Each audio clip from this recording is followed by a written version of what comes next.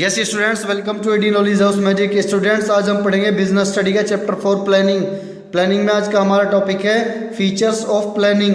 Planning की क्या विशेषताएं होती है, कौन कौन से गुण प्लानिंग रखती है। फीचर, नेचर और कैरेक्टरिस्टिक सभी का सेम मीनिंग है। फर्स्ट जो पॉइंट है फीचर्स का वो है planning focus on achieving objective.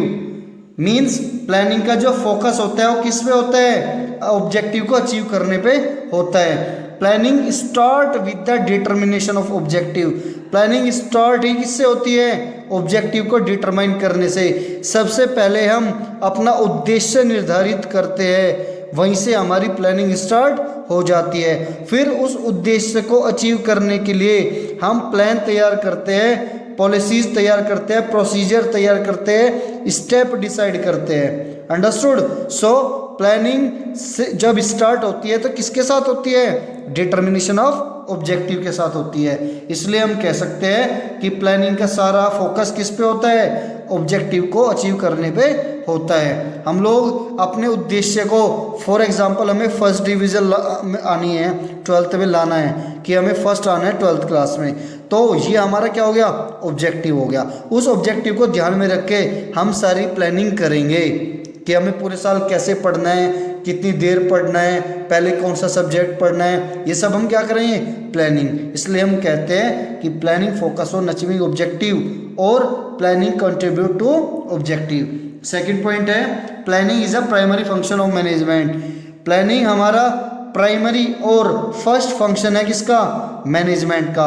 किसी भी मैनेजर का पहला और प्राइमरी फंक्शन जो होता है वो प्लानिंग होता है, क्योंकि विदाउट प्लानिंग हम कोई भी फंक्शन परफॉर्म नहीं कर सकते। प्लानिंग के बाद आता है ऑर्गेनाइजिंग, स्टाफिंग, डायरेक्टिंग, कंट्रोलिंग। कोई सा भी फंक्शन प्लानिंग के बिना संभव नहीं है। अंडरस्टूड। नेक्स्ट है प्लानिंग इज परवेसिव। प्लानिंग सभी लेवल पे चाहिए, सभी डिपार्टमेंट्स में और सभी संस्थाओं में प्लानिंग होती है। हमारे घर पे भी प्लान किया जाता है, घर को चलाने के लिए हर संस्था में प्लानिंग की जाती है। अगर हम एक बिजनेस ऑर्गेनाइजेशन की बात करें तो उसमें 3 लेवल होते हैं, टॉप, मिडिल और लोअर। तीनों ही लेवल पे प्लानिंग की जाती है। तीनों लेवल में जितने भी डिपार्टमेंट्स होते हैं उन सभी में प्लानिंग की जाती है। ऐसा नहीं है कि किसी एक पर्टिकुलर लेवल पे ही प्लानिंग की जाती हो, तीनों ही लेवल पे प्लानिंग की जाती है। और तीनों लेवल पे जितने डिपार्टमेंट्स होते हैं उन सब में भी प्लानिंग की जाती है। अंडरस्टूड। इसलिए हम कह सकते हैं planning is a pervasive function. Next है planning is continuous. Planning continuous चलने वाली प्रक्रिया है, लगातार चलने वाली प्रक्रिया है। प्लानिंग कोई ऐसा कार्य नहीं है कि हमने एक बार कर लिया और फिर जरूरत ही नहीं है। Planning is A never ending process. Planning is A continuous process because after making plans one has to be touch with the changing environment। हमने एक बार प्लान बना लिया। प्लान बनाने के बाद में हमें उस प्लान में चेंज भी करता रहना पड़ता है according to the change in the business environment. भाई जैसा चेंज हमने प्लान किया था कि हम अपने बिजनेस को इस तरीके से चलाएंगे कि हमारा जो कस्टमर है हम उससे डायरेक्ट मिलेंगे, बट अब जैसे लॉकडाउन चल रहा है, लॉकडाउन के होने से, कोरोना वायरस के आने से हम अपने बिजनेस से डायरेक्ट इंटरेक्ट नहीं कर सकते। तो जब अब लॉकडाउन के बाद बिजनेस स्टार्ट होगा तो सबको अपनी प्लानिंग में चेंज करना पड़ेगा to keep in mind the lockdown और corona virus reaction. Understood. Next है 5th point, planning is futuristic. Planning हमारा क्या है, फ्यूचरिस्टिक है, मीन्स फॉरवर्ड लुकिंग है। फ्यूचर को देखकर हम प्लान करते हैं। भाई हम फ्यूचर को ध्यान में रखकर ही तो प्लानिंग करते हैं कि फ्यूचर में हम ये काम करेंगे, या फ्यूचर में हमें वो ऑब्जेक्टिव अचीव करना है, या फ्यूचर में हमारे साथ कुछ ऐसा हो सकता है। उन सब चीज़ों को एज्यूम करके, प्रिडिक्ट करके हम क्या करते हैं, प्लानिंग करते हैं। मीन्स फ्यूचर में होने वाले रिस्क या जो अनसर्टेनिटीज़ है उसको हम कम करते हैं, किसके साथ में, प्लानिंग करके। प्लानिंग करने से हमारे फ्यूचर का जो रिस्क है, जो अनसर्टेनिटीज़ है, वो काफ़ी हद तक कम हो जाता है। अंडरस्टूड। इसलिए हम कह सकते हैं प्लानिंग इज फ्यूचरिस्टिक।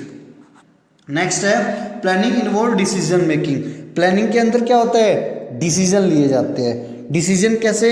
एक काम को करने के, फॉर एग्जांपल फ्यूचर में हम चाह रहे हैं कि हम कोई बिजनेस स्टार्ट करेंगे, तो बिजनेस स्टार्ट करने के लिए बहुत सारे ऑप्शन हैं। मींस एक तो बिजनेस है कि हम 50,000 रुपये की इन्वेस्टमेंट से स्टार्ट करेंगे, एक है 1 लाख रुपए की इन्वेस्टमेंट से स्टार्ट करेंगे, 1.5 लाख की से इन्वेस्टमेंट करेंगे। तो बहुत सारे हमारे पास में अल्टरनेट ऑप्शन हैं, और उन अल्टरनेट ऑप्शंस में हमें वो ऑप्शन सेलेक्ट करना है जो हमारे लिए बेस्ट है, फ़ायदेमंद है, जो हमारे बजट को सूट आएगा। अंडरस्टूड?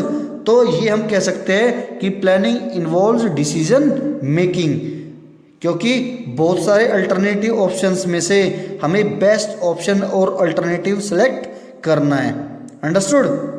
जब तक चॉइस नहीं होगी, जब तक चॉइस नहीं होगी हम अपना ऑब्जेक्टिव अचीव नहीं कर सकते, क्योंकि एक कार्य को करने के बहुत सारे तरीके होते हैं और उसमें से बेस्ट तरीका ही अपनाना, सेलेक्ट करना ही प्लानिंग कहलाता है। Planning is a mental exercise. As you know, planning क्या है? एक थिंकिंग प्रोसेस है, एक मेंटल एक्सरसाइज है।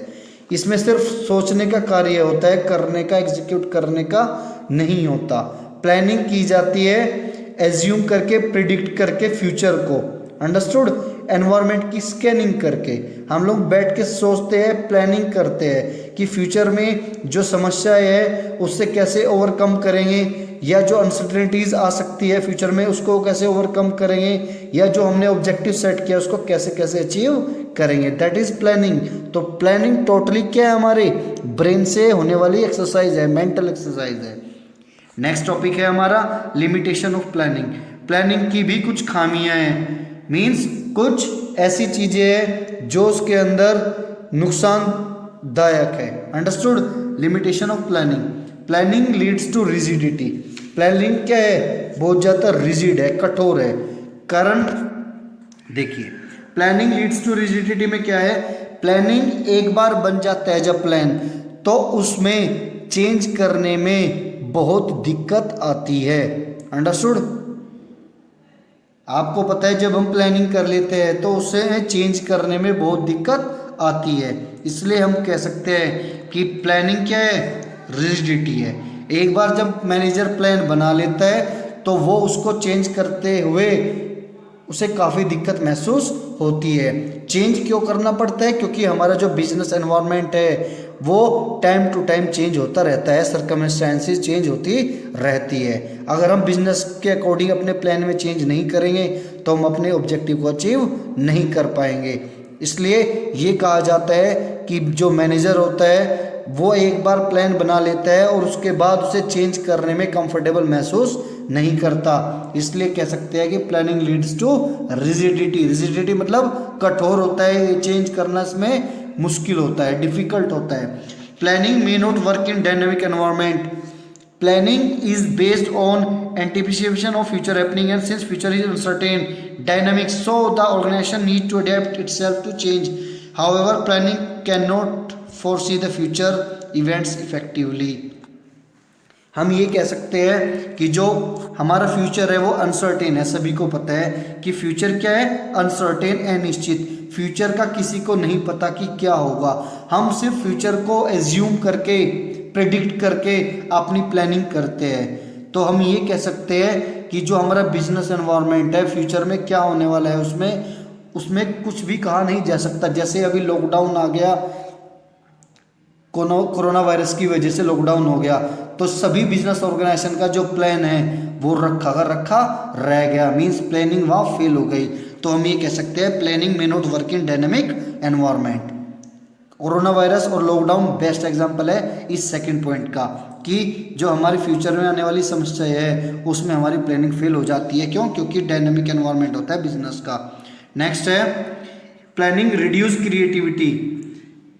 प्लानिंग क्या करती है? क्रिएटिविटी रिड्यूस करती है। अंडरस्टूड? कैसे? जब एक बार प्लान बन जाता है तो जितने भी प्लान कौन बनाता है? फॉर एग्जांपल मैनेजर ने कोई प्लान बना दिया। अब मैनेजर के अंडर में जितने भी फॉलोअर्स होंगे, उसके सबऑर्डिनेट्स, वो सभी ब्लाइंडली उस प्लान को फॉलो करेंगे, अपना खुद से कोई क्रिएटिविटी उसके अंदर नहीं करना चाहेंगे। ना उन्हें उनका मैनेजर अलाउ करेगा उसके अंदर क्रिएटिविटी करने के लिए। मीन्स हम ये कह सकते हैं कि प्लानिंग के होने से क्रिएटिविटी रिड्यूस होती है।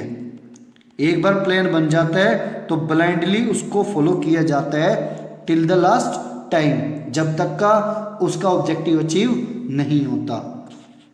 नेक्स्ट है प्लानिंग इन्वॉल्व ह्यूज कॉस्ट। आपको पता है प्लानिंग एक टाइम कंज्यूमिंग प्रोसेस है और हाई कॉस्ट इन्वॉल्वमेंट है इसके अंदर। हाई कॉस्ट क्यों है? क्योंकि हमें एनवायरनमेंट की स्कैनिंग करनी पड़ती है, हमें एक्सपर्ट्स का यूज करके प्लान तैयार करना पड़ता है। अंडरस्टूड? हमें डेटा इकट्ठा करना पड़ता है, हमें साइंटिफिक कैलकुलेशंस करनी पड़ती है, जिसमें बहुत ज़्यादा टाइम लगता है और बहुत सारे बंदों की आवश्यकता होती है, जिसकी वजह से इसमें खर्च भी बहुत ज़्यादा आता है। इसलिए प्लानिंग इन्वॉल्व ह्यूज कॉस्ट, ये इसकी क्या होगी? लिमिटेशन होगी, इसकी डिसएडवांटेज होगी। फिफ्थ है planning is A time consuming. अभी मैंने आपको बताया प्लानिंग करना कोई एक दिन का 2 दिन का काम नहीं है, इसमें बहुत लंबा समय लग जाता है किसी भी बिजनेस ऑर्गेनाइजेशन के लिए। एक बिजनेस ऑर्गेनाइजेशन में प्लान करना कोई स्मॉल थिंग नहीं है, 1 डे का टास्क नहीं है, एक लॉन्ग टाइम प्रक्रिया है, टाइम कंज्यूमिंग प्रक्रिया है और कंटिन्यूस चलने वाली प्रक्रिया है, पूरे साल चलती है। तो आप एज्यूम कर सकते हो कि पूरे साल प्लानिंग करने में, डेटा इकट्ठा करने में, एक्सपर्ट्स के द्वारा प्लानिंग करने में कितना पैसा लगता है। Planning doesn't guarantee success. Planning का मतलब ये नहीं है कि आपको गारंटी सफलता मिलेगी। अब देखिए कोरोना वायरस लॉकडाउन का समय चल रहा है, बहुत सारी कंपनियों ने प्लानिंग की थी कि हम अपना ऑब्जेक्टिव अचीव कर लेंगे, इतना टारगेट अचीव कर लेंगे, बट सबकी प्लानिंग रखी की रखी रह गई। मीन्स किसी को भी सफलता नहीं मिली। इसलिए कहते हैं planning doesn't guarantee success because future is uncertain. Future business environment is uncertain. Future में हमारे बिजनेस एनवायरनमेंट में क्या हो जाए किसी को नहीं पता, इसलिए हम कह सकते हैं planning doesn't guarantee success. Understood? So students, ये तो थी हमारी एक्सटर्नल लिमिटेशंस, इंटरनल लिमिटेशंस किसकी? प्लानिंग की। अब मैं आपसे थोड़ी सी एक्सटर्नल लिमिटेशंस डिस्कस करूंगा। एक्सटर्नल लिमिटेशंस में जो पहला पॉइंट है वो है नेचुरल कैलेमिटीज। एक्सटर्नल लिमिटेशंस वे लिमिटेशंस होती है जो किसी भी संस्था और मैनेजर के कंट्रोल से बाहर होती है। अंडरस्टूड?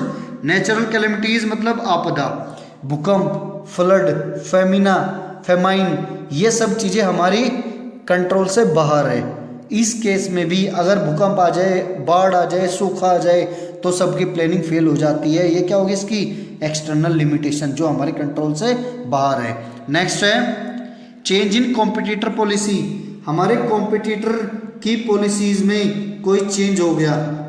अंडरस्टूड? मीन्स सैमसंग ने अपनी पॉलिसी चेंज कर ली थी, जिसकी वजह से नोकिया का बिजनेस ठप हो गया था, नोकिया बंद हो गई थी, बहुत ज़्यादा लॉस में चली गई थी। तो कॉम्पिटिटर की पॉलिसी चेंज होने से बिजनेस और प्लानिंग फेल हो जाती है। ये भी हमारे कंट्रोल से बाहर है, ये इसकी एक्सटर्नल लिमिटेशन है। नेक्स्ट है change in taste and fashion of consumer और मार्केट।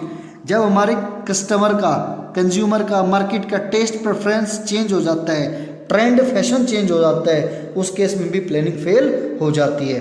नेक्स्ट है चेंज इन टेक्नोलॉजी। जब टेक्नोलॉजिकल चेंज हो जाता है, टेक्नोलॉजिकल मतलब एज यू नो जब हमारे एलईडी टीवी आ गए, एलसीडी टीवी आ गए, तो जो हमारी ब्लैक एंड वाइट टीवीज थे उसकी मार्केट फ्लॉप हो गई, उन ब्लैक एंड वाइट टीवी बनाने वाली कंपनीज की प्लानिंग फेल हो गई। नेक्स्ट है चेंज इन गवर्नमेंट और इकोनॉमिक पॉलिसी। जब हमारी गवर्नमेंट की कोई पॉलिसी चेंज हो जाए, जीएसटी के आने से बहुत सारे छोटे दुकानदारों के सामने रोजी रोटी की प्रॉब्लम खड़ी हो गई, मीन्स उनकी प्लानिंग फेल हो गई।